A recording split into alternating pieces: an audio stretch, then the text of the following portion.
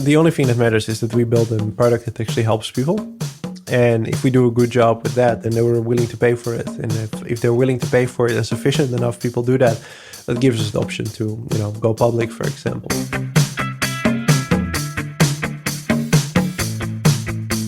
Welcome to the Swisspreneur Show, a podcast about startup stories and learnings from experienced entrepreneurs.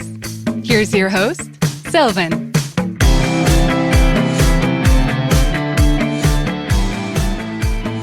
Job, a very well welcome to the Swisspreneur Show. It's a pleasure to have you here today. Thanks for having me. You're the co-founder and CEO at remote.com, the world's fastest growing employer of record. Before we talk about that impressive story, I actually want to start with your personal background. You studied psychonomics and cognitive neuroscience at university. That's not a really common background for an entrepreneur. So what drew you to study in that field, and how has it actually shaped you? Yeah, I started when I chose what to study, I chose psychology, and then I specialized in psychonomics, which comes from nomos, with meaning law, right? Psychology is logos, like the word of the psyche, and nomos is like the law of the mind. And the reason I specialized in that, because I was just interested in like understanding not necessarily the output of the brain, which is what psychology is, but like the rules of the brain, which is how does the brain function. And therefore I specialized in neuroscience. And I'm not sure what I thought it was interesting, right? Like, I think if you understand how the brain works, not just in like high level, but like if you understand how the brain works to the point that you can replicate it, you can make it like 0.1% better and use that to like, create a super genius machine, which could solve a lot of problems. That was sort of my starting point, my assumption. I quickly learned that we don't know how the brain works at all. Like, we're very far from understanding that. So, yeah. So it was more of a realization than, too many deep learnings in that regard. I mean, I learned a lot. Like, I think doing anything will teach you a lot, but also that, yeah, like science, this stuff is hard, and we don't really understand how the brain works at all. So, yeah. And after university, you then worked as a software engineer while simultaneously also building your own startup called Jackson's. How did you manage your time back then, doing two things at the same time? Oh, I mean, I didn't have kids, so I had all the time in the world to do that. I just worked 100% of the time. Actually, I left my PhD program in neuroscience to start a startup, which failed, which is not listed on LinkedIn, but that failed. And then I worked as a software engineer, and I built Jackson's, a little startup where we did some other stuff, and I built a whole bunch of other stuff. I never listed it anything because it never made any money, and this one made some money. But it was just a matter of I was always working. That's it. Like, there's no, how did I manage my time? I slept 7 hours, and the rest of the time I worked. That's it. That's, quite a clear structure and a clear priority in life. Tell us about the first startup that didn't work out, and also Jackson's. What sort of did it take away from your first entrepreneurial experiences? Yeah, the first one I started with Marcelo, who's also my current co-founder at Remote.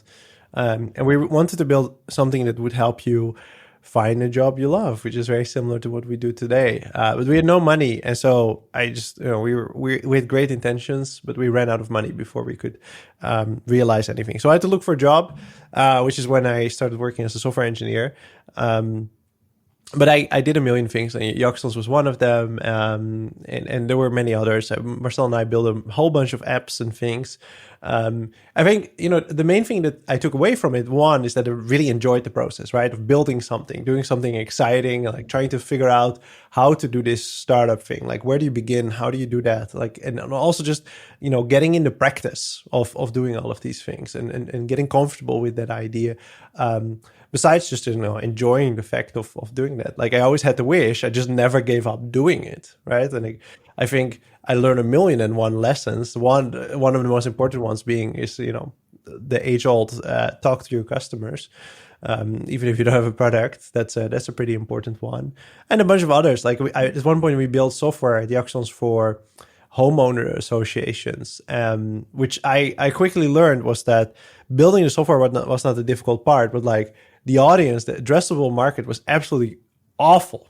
Like it's just like the worst audience, the worst market there is, because these are people that they are not focused on this, and if they are, they're like extremely picky and demanding customers that don't want to spend anything. It's the worst possible customer you would have. So yeah, it was a big lesson. Don't build anything for homeowners associations. So yeah, many big learnings along the way. I wonder, where does your entrepreneurial drive initially come from? Did you have, parents who inspired you, or who actually motivated you to go down the entrepreneurial path? Was that always in you? I don't know. I never wanted to work for somebody else. That for sure helped. Yeah, my parents, my father worked at the same company for 45 years, I believe. And my mother was a primary school teacher her entire life. So although they are amazing people, they're definitely not entrepreneurs. Nothing in particular. I just never wanted to work for somebody else. And I was always ambitious and wanting to do my own thing. So I think that's it. Amazing. So yeah, let's talk about remote.com. You founded the company in 2019 together with Marcelo, who we already mentioned before. Where did you actually meet your co-founder? Was that during one of your stays in Portugal? Yeah, no, sort of. So my wife is Portuguese, and she had a friend, and the boyfriend of her friend is Marcelo. So that's how. So we met. So I was studying in Portugal, and and we just went out. I went out with a friend of Carla, my wife, and it was Gita, and Gita's husband is Marcelo. That's it. Well, we started talking, as you do if you're introduced by a partner to someone else. And yeah, we were both nerds, so that we got along really well. What happened then? So you met during a night out. You see, hey, this is a cool guy. That you both thought that, both a bit nerds. What happened then? How did you then start to build stuff, to work together? Yeah, I don't know. I think we just expressed the same want of wanting to build our own stuff. And I guess we just started. I think it was as simple as that. We had this idea for this company. We're like, okay, let's do it. Let's start working on it. And then we did.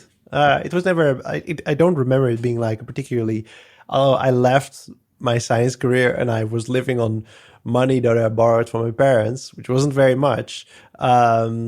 We just lived like that. Like I just did it, and we just tried, and then when it didn't work out, I looked for a job elsewhere. But yeah, we just started building things. So we became really good friends really quickly. So yeah, there was no it wasn't a momentous thing. It was just kind of natural. We both want to build cool stuff, so we did. Were you ever afraid along that journey, when you basically didn't have a lot of money and you were also depending on your parents to a certain degree, because you were still building stuff, right? But there was not that much money coming in from customers, etc. Were you ever afraid of not making it or not being able to pay the bills at the end?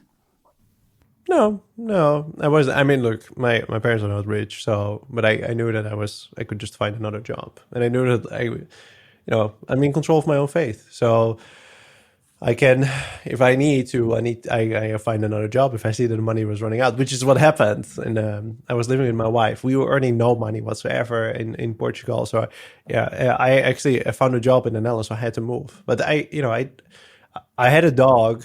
So I had one dependent beyond my wife, but my wife was taking care of herself just fine. And so, no, I was never worried about that. I'm still not, but now I have two kids. Now I have like a sense of responsibility, right? So, if I was really depending on a salary, and then I would be probably more risk averse. But back then, I was young, I had nothing to lose. So it's the perfect place to be if you want to do these kind of things. I also wonder, what makes you work as a team, Marcel and you? How did you split your roles and responsibility if any such thing ever happened? Yeah, we did. Marcel is technically much stronger than I am. So he does that, and I catch everything else. Although, that said, in our projects, I usually did the front end of whatever we did, and he did the back end. But above all, Marcel and we just enjoy building cool stuff, and we have no ego between the two of us. And that makes it very easy, because then you just do whatever's necessary. And that's what we did back then. It's still what we do today when we run remote. Is that there's no ego there. We have a formal role, and it's good to have that established. But also, there's no ego between us. We completely trust each other. We disagree regularly, daily. But yeah, we just both trust that the other person will do their best do what is best for the company, and it works really well. And if you just trust each other's abilities, just get shit done, then you'll be fine. I especially like the no ego part. I think that's a crucial success factor to make or to work very well together. Yeah, it makes a huge difference, and it really is. The secret of how we work together. It's just there's no ego, because the moment you let it go, everything becomes so much easier, because you can have a conflict, but it's not about being right. It's not about gaining something in the end. It's just about doing what is best at the end of the day. And so that is always what we'll do. So yeah, works really well. Yeah, we never have any actual conflicts. Yeah. And where does this interest in remote work come from? I mean, you said before, the first startup that you were working on, you wanted to help people find their dream job. So you had some past there that you built together, but you actually became interested in remote work pre-pandemic, which is, quite a strong call before the pandemic hit. Yeah, I was working at GitLab before, so GitLab was a fully distributed company. So right before I joined GitLab, I was working as a software engineer in a company where I had to travel an hour and a half by train to get there, and that is when the trains were running. And so I had to go to the train station, and then if the trains are running and if I'm on time, then it's an hour and a half in the train, and then I could start work. And so often it would be much longer than that, which was the pain. And then I joined GitLab, and GitLab was fully remote from day one. And I saw how incredibly well this worked, right? Like the things that I felt when I was working that software job, which was, why do I travel all this day to then sit behind a computer, the whole day? Which is, by the way, I worked in the train to and from work doing the same job. And I was just as productive, arguably even more productive, because I had to stay sitting in the train. And so at GitLab, I realized, well, actually, this whole thesis of you don't have to be in an office to get work done, it kind of works out. In fact, it works incredibly well, much better than a typical office. So that definitely inspired the good feelings for remote work, at least. And then, of course, at GitLab, we struggled with the problem that we now solve with remote. Mm-hmm. Yeah, I can imagine. So remote is an employer of record. Can you explain to us a bit more what that actually is and what the benefits are that you actually solve, the problem that you solve for your clients? Yeah, it's very straightforward. If you want to hire someone that is in a different country than your business is, you need an employer of record. And so that's what we do. You come to us, you say, I want to hire Jane. I have a company maybe in the Netherlands, but Jane is in Germany. Then, Remote has a German entity, and we can hire Jane for you. And then her payslip might say remote, but in reality, she works for you. And that's a legal thing, that's a proper established thing. And it's difficult because we have to manage payroll, we have to manage benefits and compliance and everything else that comes with it, which makes it a hard thing to build. But if it works, it's pretty magical, because it saves you a lot of overhead of having to set up a German entity and understanding all the things you have to do there in that country. And we do that for, many countries around the world, most countries. I think it's very impressive, because if you look at these laws, not only from a legal perspective, how to hire someone, but also from a tax perspective, it's so different, country by country, and can be so complicated. How do you reduce that complexity? Because that's a very big problem to solve. Yeah, I think when I started out, my vision was we're going to make all of this disappear, right? So it becomes invisible to you. But what we learned while we were building remote is that you don't actually want to make it invisible. You want to make it understandable, or, at least almost consumable to a degree. And so the first thing we do is we take away all the bureaucratic mess. So as much as there's a lot of bureaucracy necessary to be able to employ someone in different countries. And so we try to reduce that, take it away where possible, automate it where possible. So that's one large part of it. And then in all of that, you can solve a lot of the bureaucratic needs already, right? I think instead of having someone to think about what to fill out in a form, you can tell them, well, this is what we're going to do because this is what is best for you. Instead of having them to think about what kind of contract should I have, we said, this is the contract we agree or that we suggest that you can make changes to it, but this will protect you and the individual best. That is a really good way to go about it. And that's what we try to do. But at the same time, we find that, yeah, we do want to explain some things, right? Like you have to understand how does it work with time off in a country. And so what we do is we try to create a lot of documentation to that for that. And whenever you need something, whenever you do something related to time off, we give you the right information necessary to make decisions in that moment, be that as an employer or as an employee. Yeah, great. We also use it ourselves in our company, so we're very happy with the service. And what are the legal risks for companies if they decide to do that on their own versus using your service? I think there's a big difference in terms of not only monetary effort, but also time and potential legal effort behind it.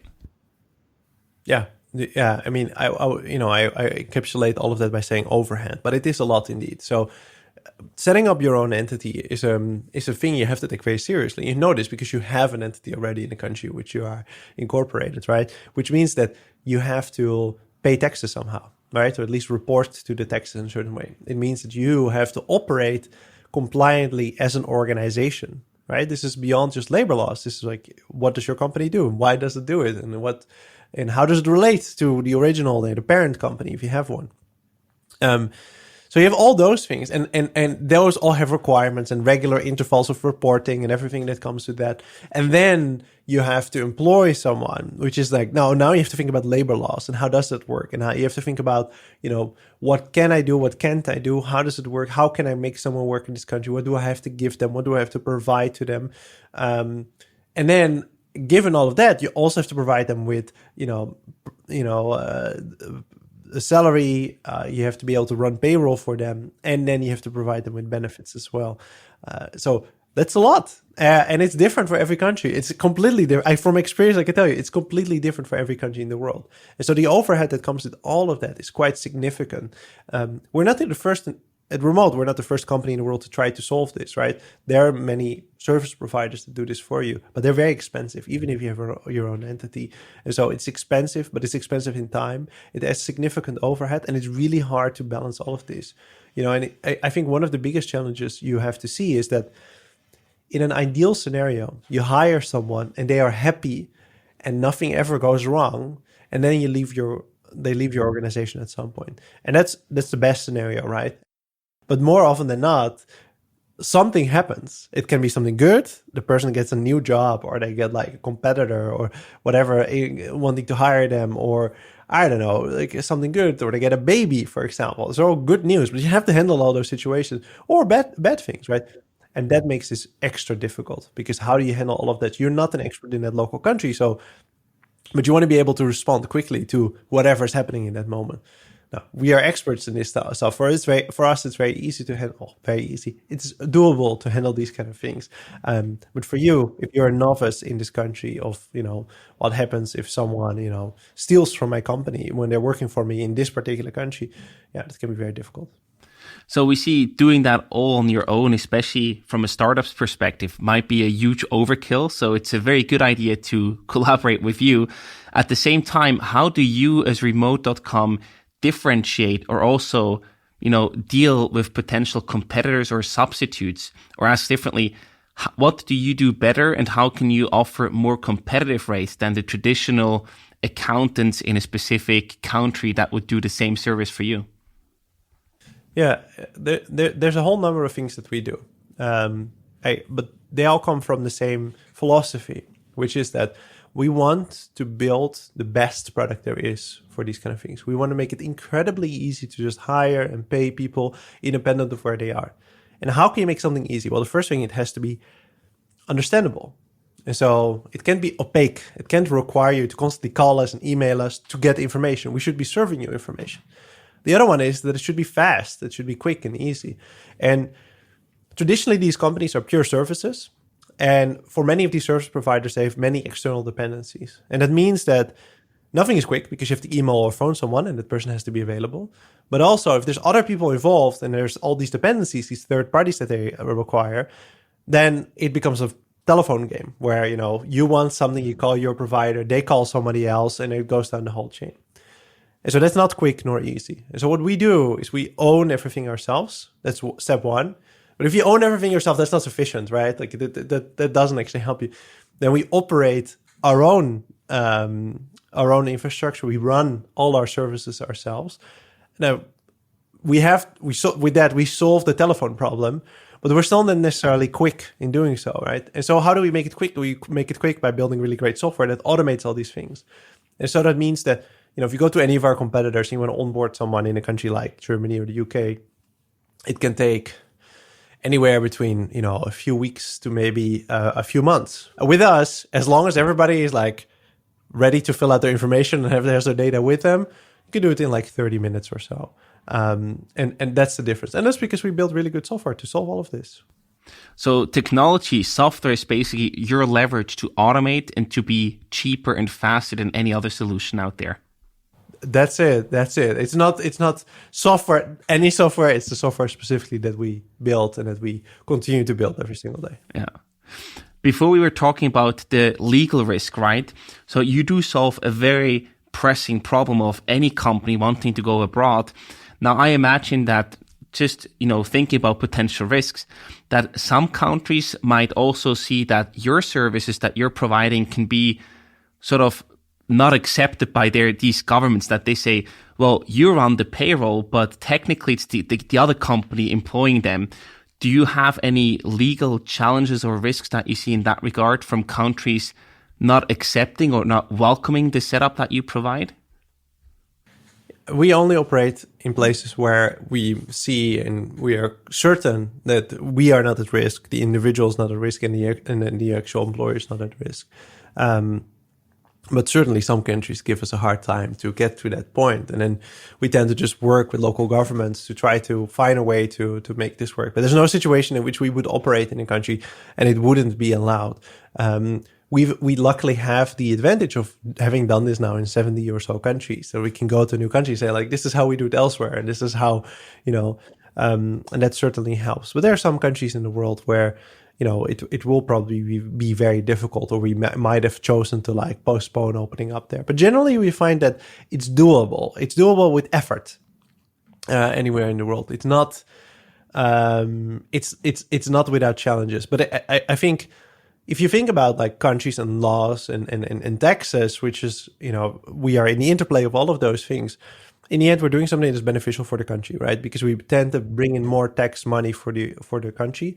And so although you might be hitting walls on the lower levels, on the people that have to uphold the letter of the law, when you actually talk to the lawmakers, they understand this very well. And you get to a point where it becomes much easier to say, well, yes, your laws were not designed for this, and we don't fit the mold that you created. But actually, us operating our country is tax-wise a massive benefit, because there will be hundreds of thousands of people that are now paying much more tax because they have much higher earnings to us.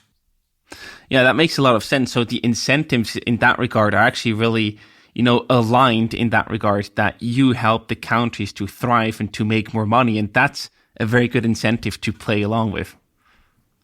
Yeah. I also want to talk about your very impressive growth journey. So you scaled to unicorn status in like no time, it feels. So obviously when you grow that quickly, you also face operational and growth challenges, right? So let's first start with hiring, culture, and also internal communication. When you grow from a few people, that you start out with to, I don't know how many employees you have today, but I guess more than thousands. That takes a lot of change in the organization. So first of all, how did you hire that many people in such a short amount of time? I I wonder that myself sometimes too. I think there's a few things we did well. Like operationally, how do you hire that many people? Being a strong brand and having a clear presence on the internet helps. And being very clear about what you offer. If you say that you're a remote organization and you pay well, you'll have no problem finding people, right? That problem is instantly solved because everybody wants to work for a remote organization.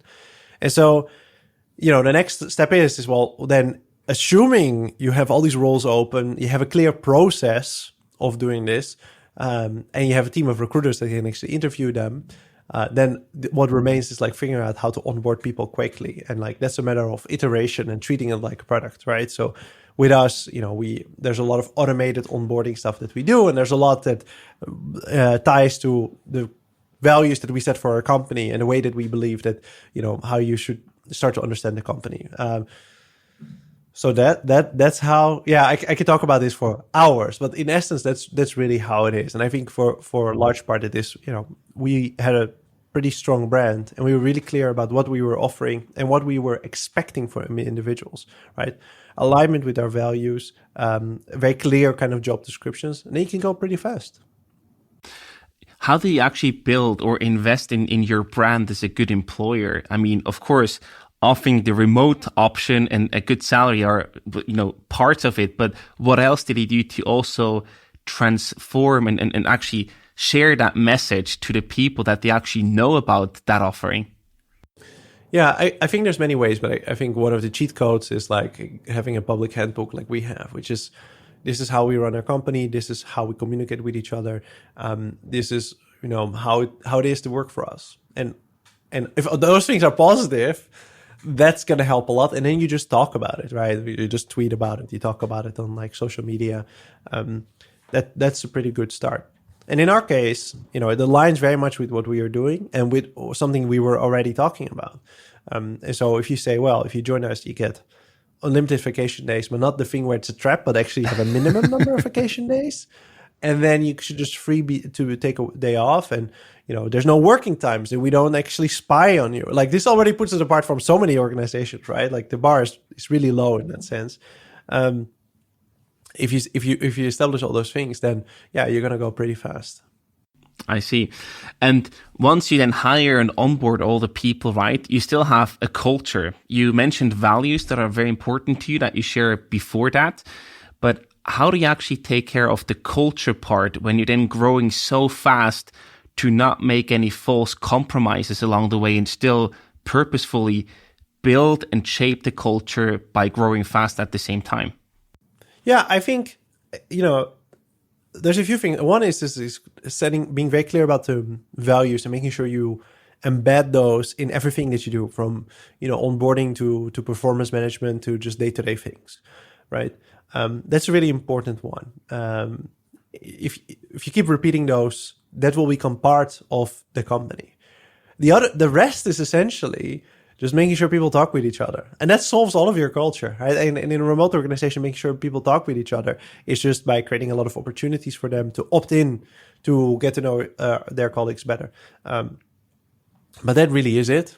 And then just not be like, our first value is kindness. So it's really easy. It's just don't be an asshole to each other, and then you'll be fine. You don't have to do anything else. Like it's, people talk about company culture, but the reality is what people really want is they just want to be, they want to do their job. They want to be challenged. They want to have an impact, and they don't want to feel like that they're in an environment where they constantly have to have their guard up, right? And part of that is just being kind to each other. And the other one is just treating each other like adults. And so if your only company value is treat each other like adults, you'll be fine. Like you'll be fine. Like, being unkind, I think, is not being an adult. Yeah, that's it. I love that. It's very simple, but still so many companies fail at actually doing and implementing that. So I would like to also see and take a closer look behind the scenes, behind the remote operating system. You said you have to create chances for people to opt in, to have conversations, a certain serendipity, so to speak. So how do you actually do that? How is your operating system set up? How do you communicate at remote to make that happen, to make that reality? Yeah, I think how do we communicate is a very different thing than how do we make sure people actually talk with each other, right?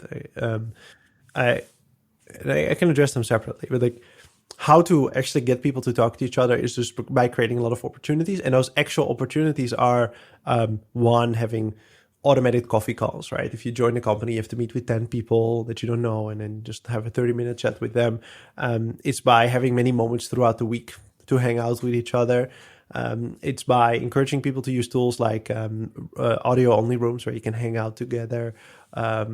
Those kind of things. I actually think that not that much is necessary, because people tend to, especially in larger organizations, a small organization, you all get together because you're small and it's easy.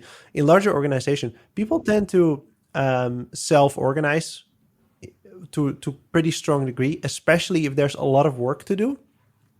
and it's complex and hard work, you end up spending a lot of time with your colleagues, which also gives you more opportunity to say, oh, let's, hang out or find out that we have shared interests and do something related to that. I don't actually think you need to do too much as an organization, as long as you set really clear lines of like, this is how we expect you to behave. And that is done through those values. And those values they come back in performance review. They come back in when we talk about how we want to do things as an organization, how we want to change things, for example. But other than that, people just self-organize, and like the actual tools we use are the tools that everybody uses, right? It's Zoom and Slack and whatever else. No. And the other part, the second part that you mentioned? Well, how we communicate. I think the thing that is different about how we communicate is that we try to be asynchronous first, and that just means you write stuff down. And so, everybody uses a project management tool, but what happens very often is that you have, let's say tickets or whatever in your project management tool that move across, and then what you do is you sit down together and you discuss them, right? Like in a meeting. And we just try to avoid those meetings and just having those discussions written down. That's it. And there's not much more to it. It's pretty straightforward. You just write stuff down. We use Slack very actively, which is somewhere between synchronous and asynchronous. We use Notion very actively. But again, we just write stuff down, and then we make sure to link to things, and we make sure that there's an established single source of truth of any piece of information, so that there's not 5 different pages we talk about. This is how we do benefits in a particular country, for example. Yeah, right. But that's it. Is the single source of truth, in your case, do you use a Notion for that, or what is your single source of truth? Yeah? No, so any piece of information has a single source of truth, right? So Notion is just a database of stuff, right? And so for some information, Notion is a single source of truth. But for example, if you are working on, we use GitLab, is my former employer, and it's a pretty good tool. If you are working on a particular feature, then the progress of that feature, the single source of truth of that is in GitLab, and not anywhere else. Because that's where the code is, that's where the conversation happened about how you're implementing this. If it's about our design, it's in Figma. So it's not that our single source of truth is Notion. No, Notion is a tool that contains a bunch of information. That information, the single source of truth for that type of information is there, but for others it's elsewhere. Fantastic. Yeah, I think that's a good thing to mention here. One last part when it comes to hiring and growing the culture is also your organizational structure. How does it look like today, and how has that changed from the early days? Because I can imagine you probably also needed to have a stronger and broader leadership team. You probably also have some middle leadership or management layer in place. So how do you organize remote.com today versus when you were starting out? Yeah, when you're starting out, it doesn't really matter what you do, right? Like if you're very strong leader, until you're like 25, 30 people or something, you can do whatever. It doesn't matter because you're so small. You can just, everybody knows you. So you just figure it out. As you start to grow, I think what is important is that every person has a manager that can help them, do better, make sure that they are doing well in every aspect. And so the only way you can have a good manager if that manager doesn't have too many reports. And so that's how the organization scales, which is the moment you have like 8 people, they should report to one person. And if there's then too many people, you make it 2 managers, right? So you go from one person with 8 reports to one with 4 and one with 5, for example, is the moment you add and then you can internally promote or you can hire externally. And you keep doing that as the organization grows. And that's the point at which we are now, which is that, we have a pretty traditional C-level, which is I'm the CEO, my co-founder is COO, and, I have the CRO, the chief product officer, and finance and legal and such reporting to me. And then operationally spread across a few verticals. And all those are, so it's the C-level, VPs, directors, managers, individual contributors. And depending on the size of the organization, it might be slightly different, or there might be more or less hierarchy. Got it.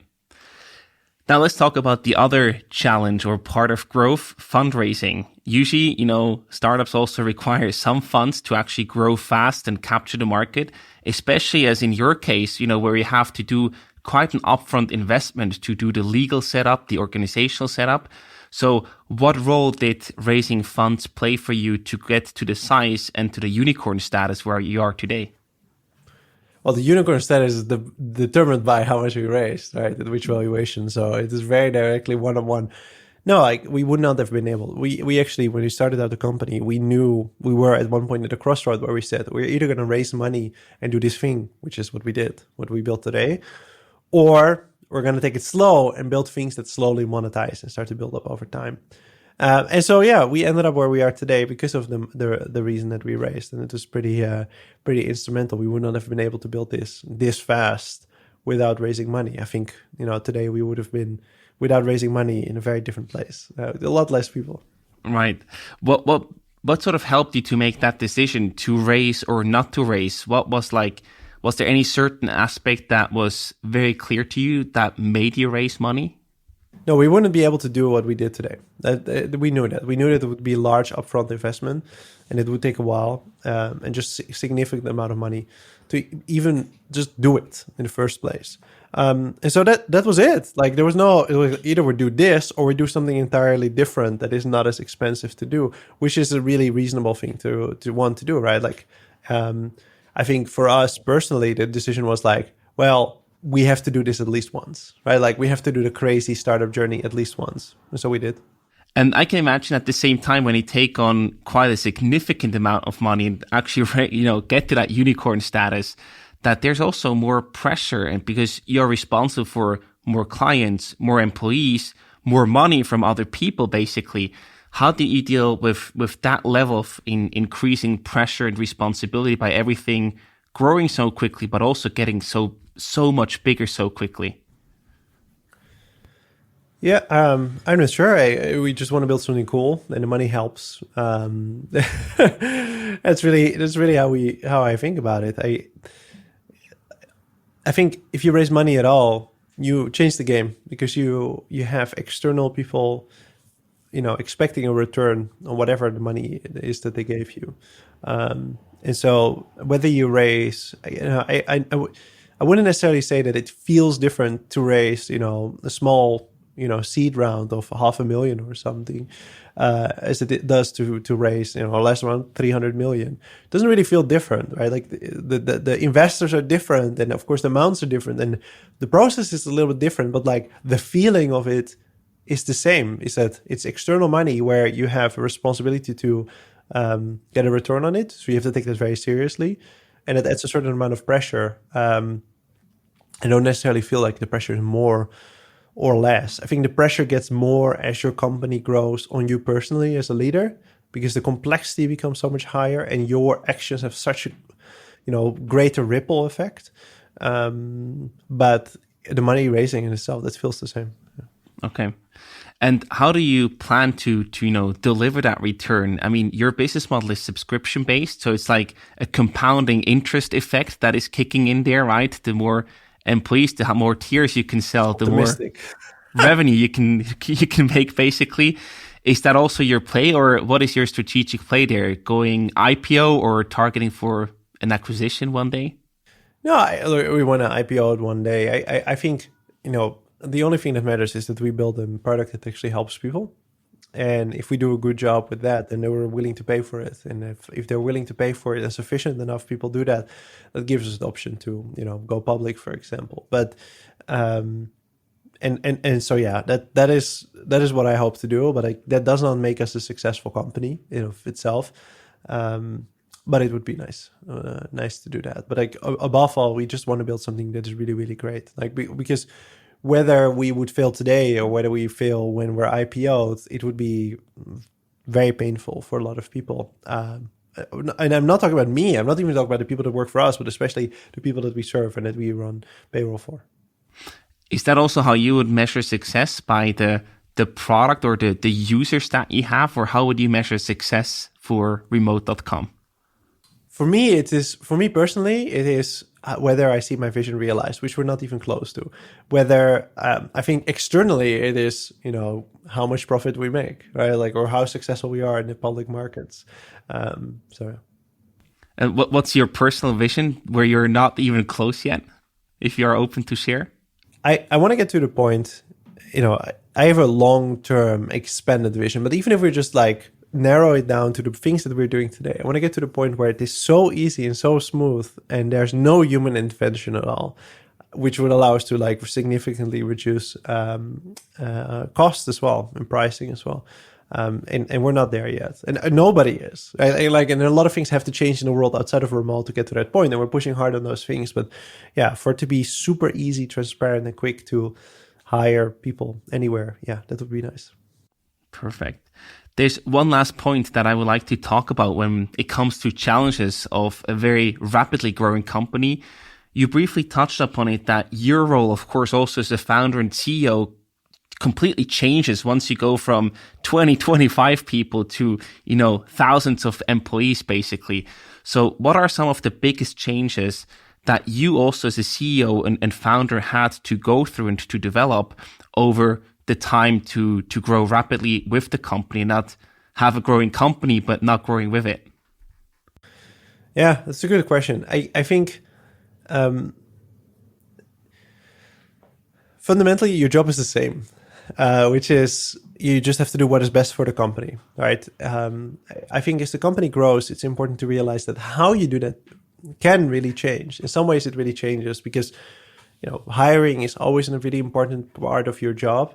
But once you have like a pretty good executive team, maybe the best use of your time is no longer by being in the weeds yourself, because you supposedly hired people that are much better than you. And so you should spend much more time on making sure that the team is supported, that gets the right balance between, pressure and support and coaching, and making really clear what it is, what is the kind of company you want to build and what is the vision you have for it and what is the direction we have to take, rather than what color should our, login button be, because you have people that can do that for you. From a high level, that's like sort of where you have to go. I think you're forgiven of a lot of inexperience when a company is small. When a company gets bigger, you have to grow up in the sense of really understanding every aspect of the company really, really well, right? Every founder starts out being strong in something, being a strong engineer, being a strong salesperson, being a strong marketer. But as the company gets big, you are expected as the CEO to speak to all of those things with knowledge, with like a deep understanding of all of those areas. And so that is definitely something where you have to grow up. You can no longer say to yourself, well, I leave that up to other people. No, because you can challenge someone that reports up to you if you don't deeply understand what they are doing. And you don't have to be better, right? Like you don't have to be better salesperson or better understanding the sales motion than the CRO, but you should understand it much better than most people, so that you can challenge that person as well, and you can get them to excel by challenging their assumptions. And that is something that you have to learn over time, and to get to that point, you have to seek ways to get more understanding of that, whether it is talking with other people or reading books or whatever. Right. Yeah. That's a strong learning curve and growth curve also on a personal level to stay on top of the game. I think so, yeah. Now, between 2021 and 22, your team, I think, grew about 900% itself. So that's like a crazy number. It seems like sky really is the limit for you. So where are you headed next with your remote? What is like your plan for the future? Yeah, it's funny. I think in my head, the things I'm most excited about are not, growing our headcount significantly. I think the things I'm most excited about are, becoming operationally much more efficient, which is something we've been doing, of course, since we founded. Building more products, and just continue to scale the company. Scale it responsibly, not just by growing headcount 900%. I think in the end, what I really care about is the impact that we make. And the better we run operationally as a business, the greater that impact will be at low risk to everybody else. And so, that's really where I want to go in the most abstract sense. I like that. To wrap up the episode, we have some rapid fire questions prepared for you. So I either give you a short question or different options to choose from, and you have to answer in one sentence. Are you ready? Sure. Yeah. So the first one is, what is your favorite country to work remotely from? The Netherlands. Do you prefer to solve your own problem or tackle just any problem? Any. When was the last time that you changed your mind on something? No. Right before this call, probably. Okay. And how long does it take you to give up on something? Infinity. I don't give up on things. If I want to do something, I'll do it. That's the core message that you really pictured today. Yeah. And yeah, the last one, the Netherlands, Portugal, or the United States? Oh, the Netherlands. Yeah. Clear choice. Why? It's one of the best organized countries. It's like it's a country made for humans. It's not a country made for cars. It's not a country that is still setting itself up and figuring itself out, which is Portugal. It's a country made for humans. It's safe. It's easy to get around. Everything is here. It's a very nice place to live. Fantastic. Job, thank you so much for coming on this show. Lots of success and all the best for the future, and continue delivering this awesome product that we are ourselves very happily using. Thank you so much for that. Thanks for having me.